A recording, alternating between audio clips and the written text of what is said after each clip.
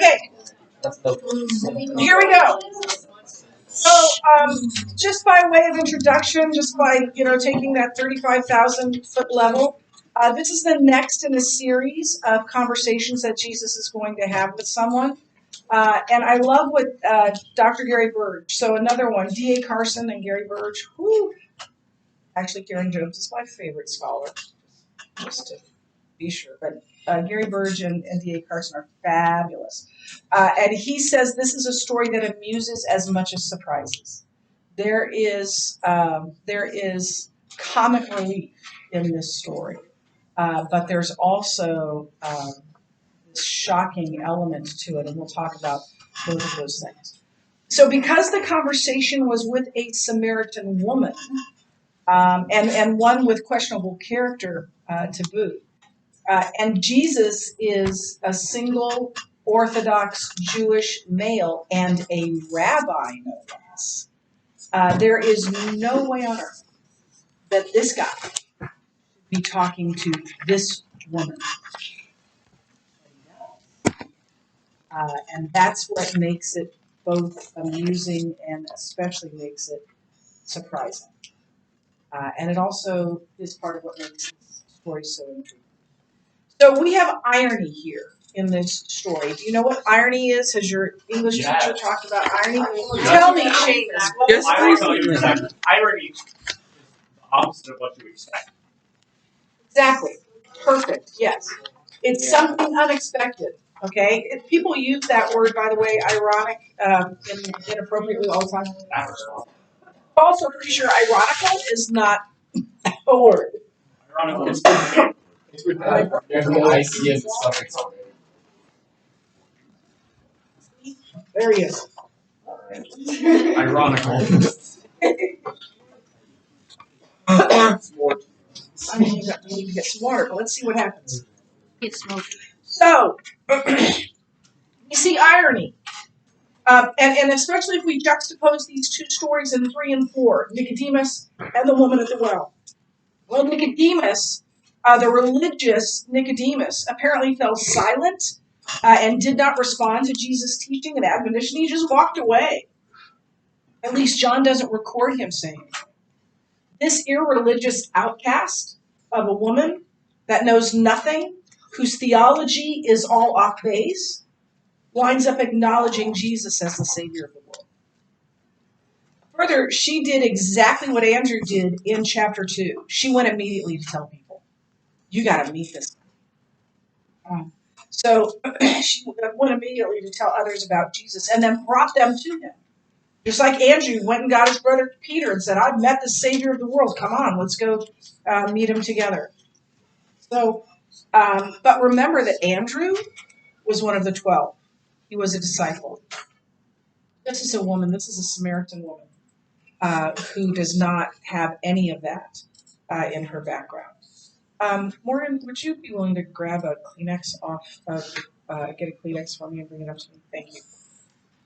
So remember how we've been talking about how Jesus is the replacement for things in the Gospel of John, that we see replacement, that no longer will there be sacrifices, no longer will there be a need for the purification rites. So we've talked about this in John already. So let's take a look at what we've seen before with the replacement. So we've seen that in chapter 2 at the wedding at Cana, Jesus is the replacement for the Jewish purification rites. They will no longer be needed.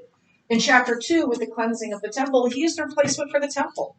He is the place where people meet with God. He is the place where God's presence dwelt on earth while he was there. And now God's Spirit dwells in us because of what he's done. And then he places the teaching of the rabbis in chapter 3, where he has this conversation with Nicodemus. He is the replacement for the ministry of John. And we see late in chapter 3 that he is now baptizing, or at least his disciples are baptizing. Now Jesus is going to show this woman, this Samaritan woman, that his gift of salvation surpasses any gift Jacob's well can give. Jacob's well is no match for Jesus. So salvation is now going to come through Christ, not through the law, not through works, but through Christ. So here's the setting. Now, when Jesus learned that the Pharisees had heard that Jesus was making and baptizing more disciples than John, although Jesus himself did not baptize, but only the disciples, he left Judea and departed again for Galilee, and he had to pass through Samaria. That's an interesting way of putting it. So he leaves Judea,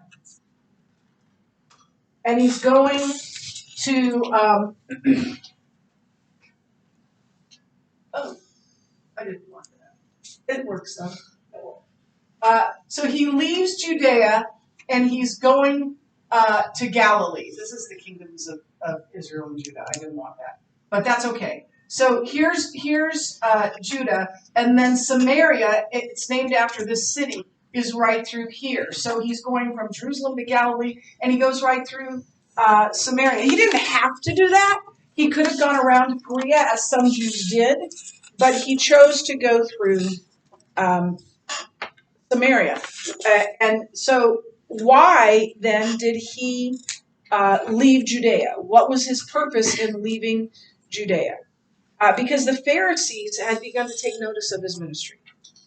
And they were already becoming antagonistic toward him. So he probably didn't want to cause, the cleansing of the temple alone would have made them antagonistic. What are you doing to our temple? Do you like it when your brother or sister goes into your room trying to find something and tears up your, against some of your, my sisters, I have 3 sisters. And when we got to a certain age that we could wear each other's clothes, Missy really never got there. She was younger. But we would steal each other's clothes without asking. And we all hated it. We all got angry. We'd why did you take my jacket without asking, right? And then I'd go in and take her shirt without asking. So, we did it all the time. So that cleansing of the temple would have made them antagonistic against them. And he probably didn't want to cause any further rift between himself and the disciples of John as well. As we read it, he's baptizing. And so he wouldn't have wanted to do that. Actually, I do need that. So more importantly, though, Jesus had a reason to fear that he would be arrested because they are already opposed to him. And when the time comes for him to be arrested, he is literally going to walk right into it. He's going to literally, intentionally walk right into it. But the hora has not yet come. So it's not time for him to be arrested. And so that's another reason why he leaves. So let's give you a little bit of background on, and I've already talked to you pretty well about this, but if you didn't write it down before, you need to write it down now. After Solomon died, his sons Rehoboam and Jeroboam had a tussle for the crown, and instead of working that out, they just decided to split the kingdom in half, and you see that here, basically in half. You see that here. You see Judah in the south. This is Philistia. These are other These are other countries, but you see Judah in the south and Israel in the north. I think Galilee was part of Israel, but you definitely see Judah here and Israel up here. And I don't know which one Jeroboam got and which one Rehoboam got, but they each took one. And in 722 BC, King Sargon of Assyria attacks Israel and defeats Israel. Israel, the kingdom of Israel. Judah is not going to be overthrown for about 100 years. I'm not sure, but he's not going to be overthrown. It's not going to be overthrown for a while. And they take captive any people of substance, like any educated people, anyone who could help them, maybe some people who were big and brawny and could do work for them, be slaves for them. But they took a lot of people, not everybody, but they took a lot of people captive with them back to Assyria. Those left behind, those that were left in Israel, began to intermingle both in marriage and in religion with the soldiers, with the Assyrians who were left behind. And so about 70 years later, those who were exiled returned to find this spiritual hodgepodge in Israel. This part Judaism, this part paganism of a religion. Over time, the Samaritans gravitated to a monotheistic religion, to there's only one God. So they didn't believe in many gods as pagans do, as pagan religions do. But it was one with some real holes in their theology, like some real glaring mistakes in their theology. So here were some of their beliefs. They believed only in the Pentateuch, the first five, Penta, that's five. First five books of the Bible, also called the Law, also called the books of Moses. Genesis, Exodus, Leviticus, Numbers, Deuteronomy. You're singing in your head, aren't you? So those are the books of the Pentateuch. Because much of the rest of the Old Testament, what we call the Old Testament, was written emphasizing or emphasized Judea and David rather than Samaria and Abraham. And they were interested in Samaria and Abraham and the Abraham, Isaac, and the patriarchs.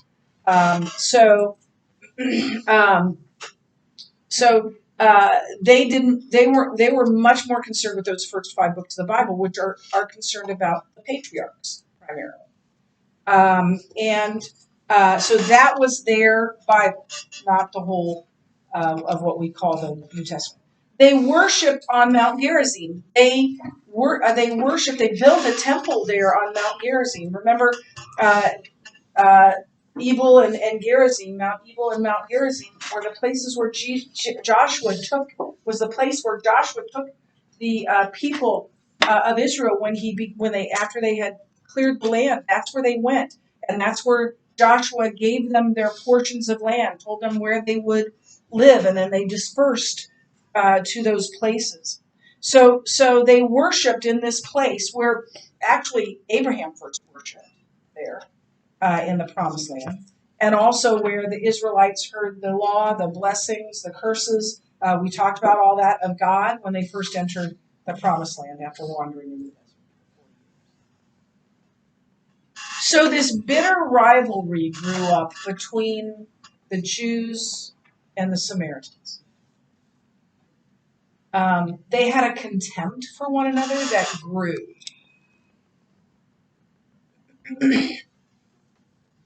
In fact, in 128 BC, the Jews burned down and destroyed the Samaritan temple. That probably took you off, right? In Jesus' day, Dr. Burge calls it a smoldering tension. Think Arabs and Israelis with a little less violence. Arabs and Israelis generally hate each other. Not Arab Christians, by the way. There are Arab Christians. Arab Muslims and Israeli Jews hate each other. And so how shocking would it be today for a Jew to strike up a polite conversation with an Arab within Palestinian borders? Years and years ago, I heard Henry Kissinger speak. Raise your hand if you mentioned Henry Kissinger. Is actually, good job. He was the Secretary of State, I believe, for 3 presidents, and a brilliant man. He was born in Israel. He was Jewish. And I had the privilege of hearing him speak at the Boston Museum, probably 35 years ago. And I think this was the first thing he said. He has this very deep voice and this beautiful Israeli accent. And so I'm going to try that as best I can to say it the way he said it.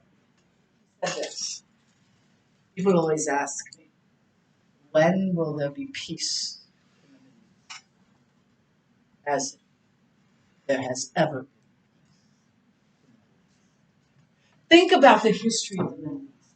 Go way back, right? They've always been fighting. David was fighting off, the Philistines and others. There's always been enmity between Israel and its neighbors. So here it is the same thing, except for it was Jews and Samaritans. And it's into this very cauldron that Jesus steps, that he willingly goes to this place, to people that his own disciples probably did. And he goes there intentionally. So let's talk about the well.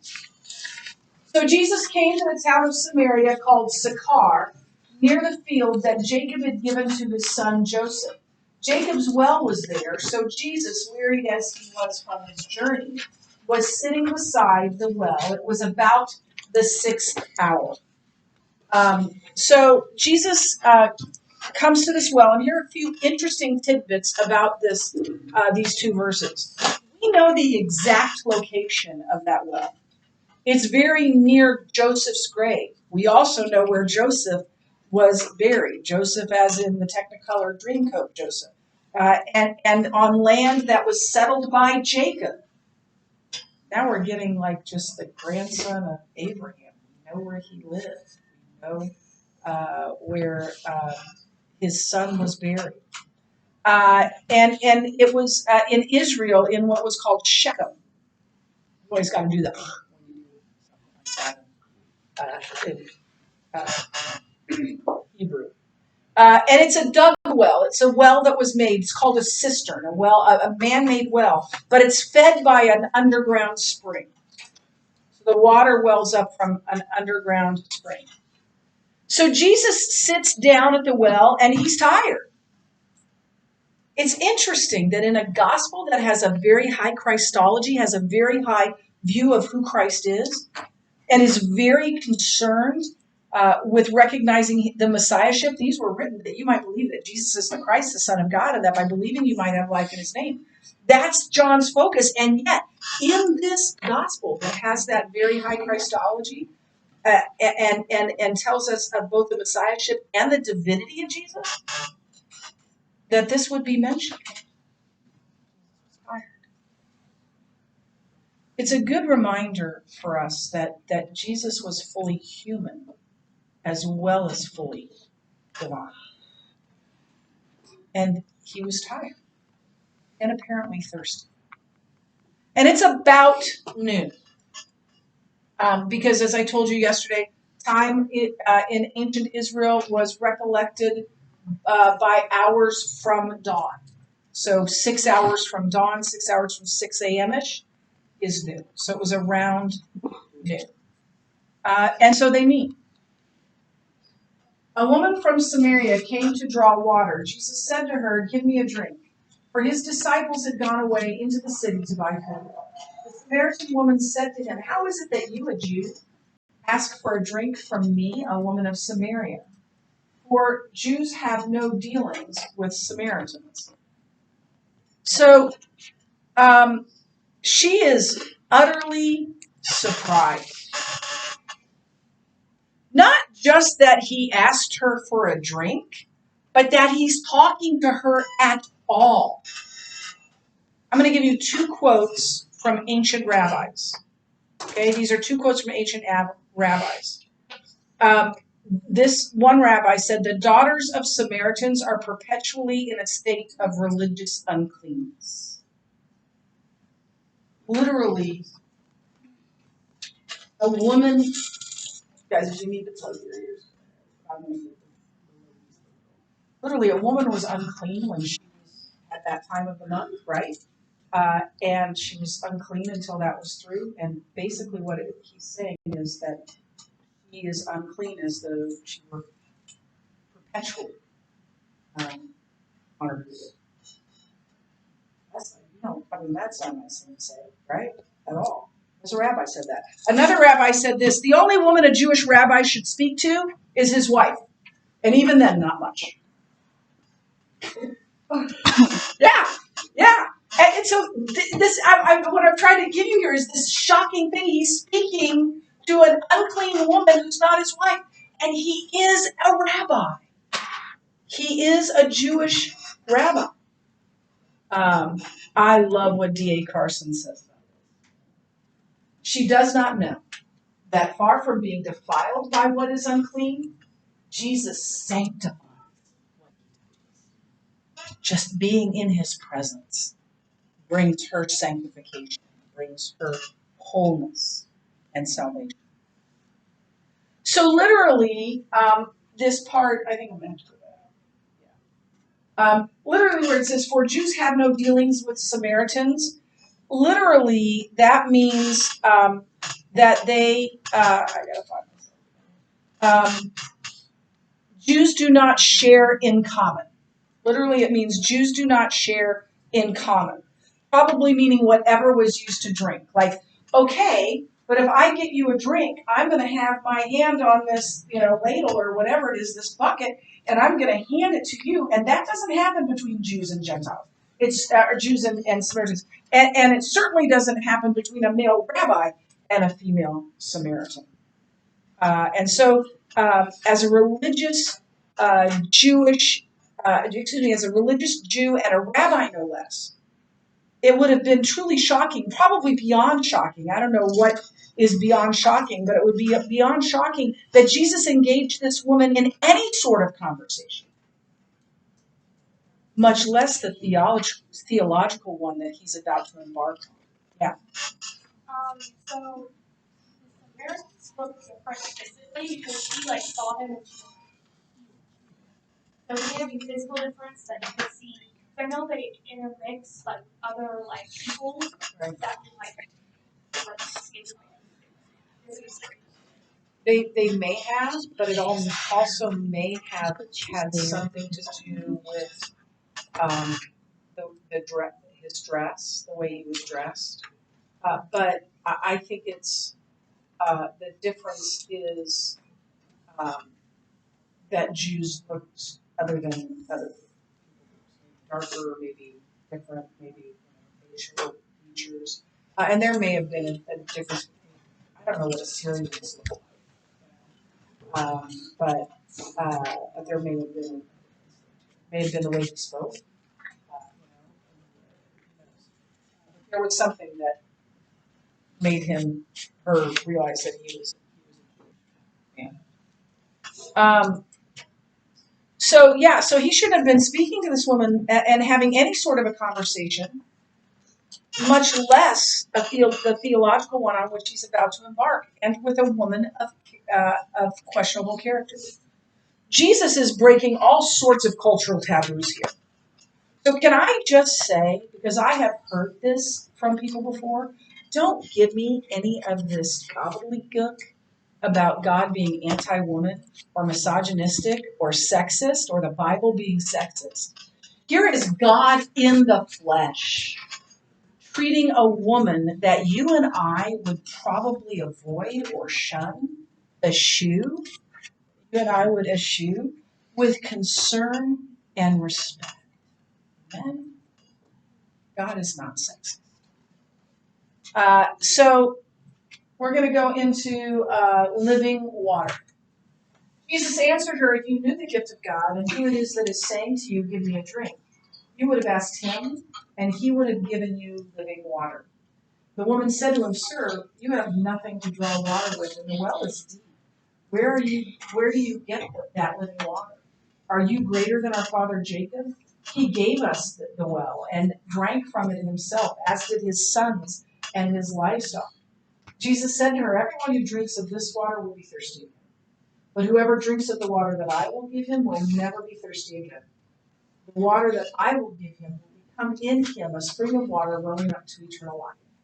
The woman said to him, sir, give me this water so that I will not be thirsty or have to come here to draw water. So Jesus is sort of implicitly giving this woman two challenges, two questions are launched here. The first one is, will she ask for a drink? The second one is, will she understand the water, in quotation marks, being offered her and the identity of its giver? Now, he says, if you knew the gift of God,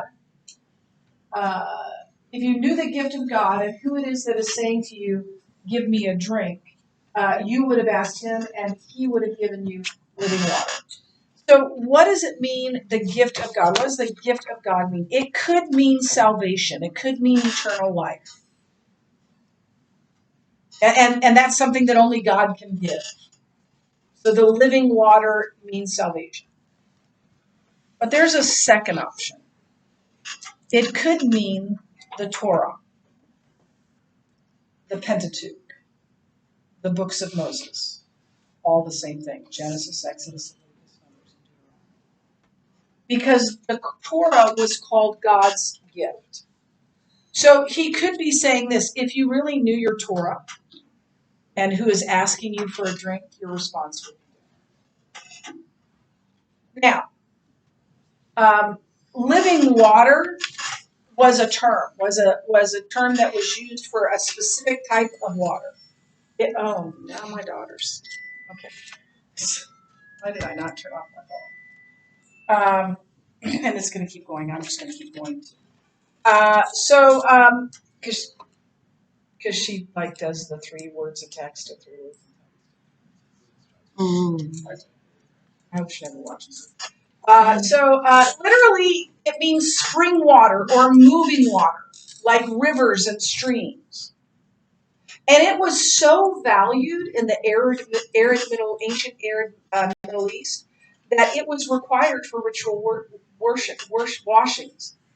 You could only use living water for the religious rituals in Judaism. So because of that, it also took on a metaphorical meaning, which is the way Jesus uses it here. He's using it metaphorically. But the woman may have been baffled because there are no streams, there are no rivers in Shechem. So she may have thought, there's no living water here. There's no living water in Shechem. Standing right in front of her. So we see again in John this idea of misunderstanding. She keeps thinking physical water, H2O. Jesus is talking about that symbolic living water. The water spoken of by the prophets. There are a number of Old Testament verses that show God both is the living water and gives the living water. And it's water that cleanses, renews, restores, and satisfies. It's spiritual water. It's not physical water. So these verses find their fulfillment. The verses about living water in the Old Testament find their fulfillment in Jesus, who is the source of living water, the water that only God can provide. So what is it? What is that living water? It's the new life available through the Spirit of God. It is new life that begins now and lasts forever. Eternity begins for us when we trust Christ. That's when we get the living water that lasts forever. It eternally quenches spiritual thirst. It is what Jesus called being born again or born from above. It's salvation. And that living water, that salvation, has the power to transform. And it can transform even the loneliest, most sinful outcast woman. Now, the woman is incredulous. That means disbelieving. Doesn't believe it. And she says, "Are you greater than our father Jacob?" And I think that's exactly how she said it. And clearly her answer is no. You can't be better than Jacob. You can't be greater than Jacob. He's our father, right? He's a patriarch. Who are you? But she asks for a drink. She still doesn't understand what she's asking for, nor who it is that's offering it. But Jesus is going to help her see that by taking what seems to be a complete bolt from the blue. In verses 16 through 19. Jesus said to her, "Go call your husband and come here." The woman answered him, "I have no husband." Jesus said to her, "You are right in saying, 'I have no husband,' for you have had 5 husbands, and the one you now have is not your husband. What you have said is true." The woman said to him, "Sir, I perceive that you are a prophet." I love to picture how she would have answered this when he says, "Go get your husband." I have no husband. How am I going to answer this question? So Jesus shows her something of who and what he is, as well as her need for true living water. First, she tries what our family calls creative truth-telling. I have no husband. Technically true, right? My mother was the queen of creative truth-telling. Like, she could tell you something that was technically true, but... Okay, you want an example? Yes. It's my favorite one. My youngest sister Missy, was getting married. And my mother had done what she did for each of us. She ordered a wedding cake from Gerda's. All of us had our wedding cakes from Gerda's. Gerda was she just died a few years ago. A German woman who started this bakery in Midtown, and she was well known, and her stuff was delicious. So then Missy and my mom go to a wedding, and this is the 80s, by the way, so don't be judgmental.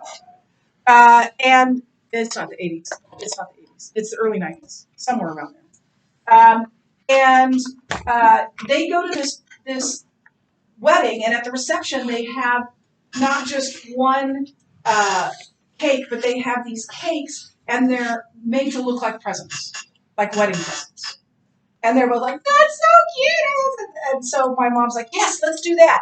Let's order those instead." And so they order those, and my mom forgets. This is where I get it. I get it from both parents. She forgets to call Gerda. So about a week before the wedding, she gets a call from Gerda asking about the cakes. And here's my mom. "Oh, Gerda. Oh, I'm so sorry. Gerda.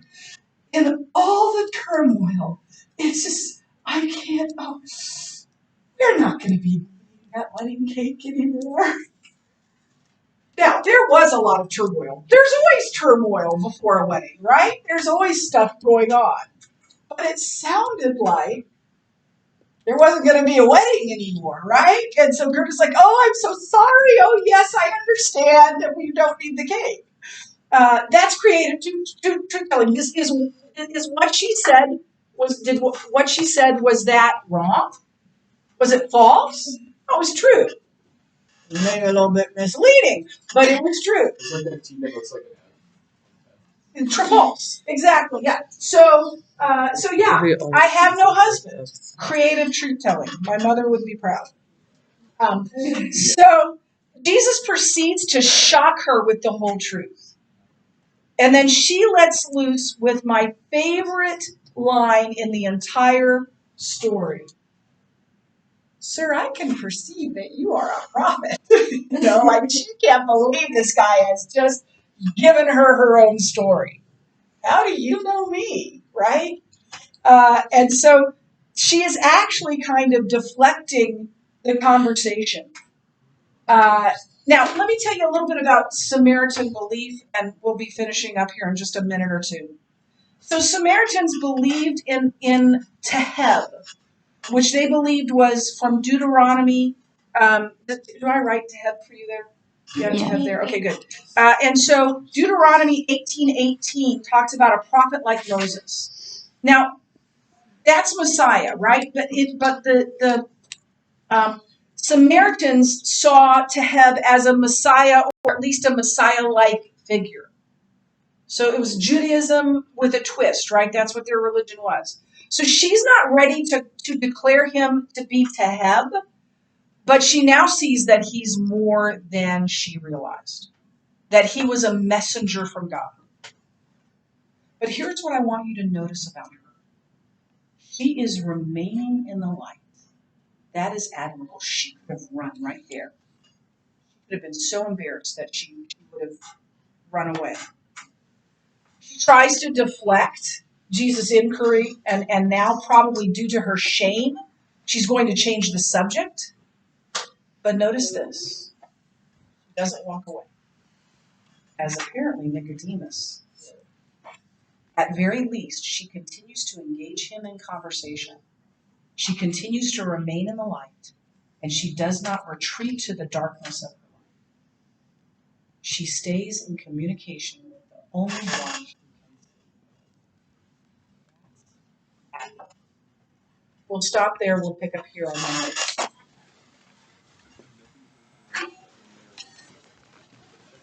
Chapter 0.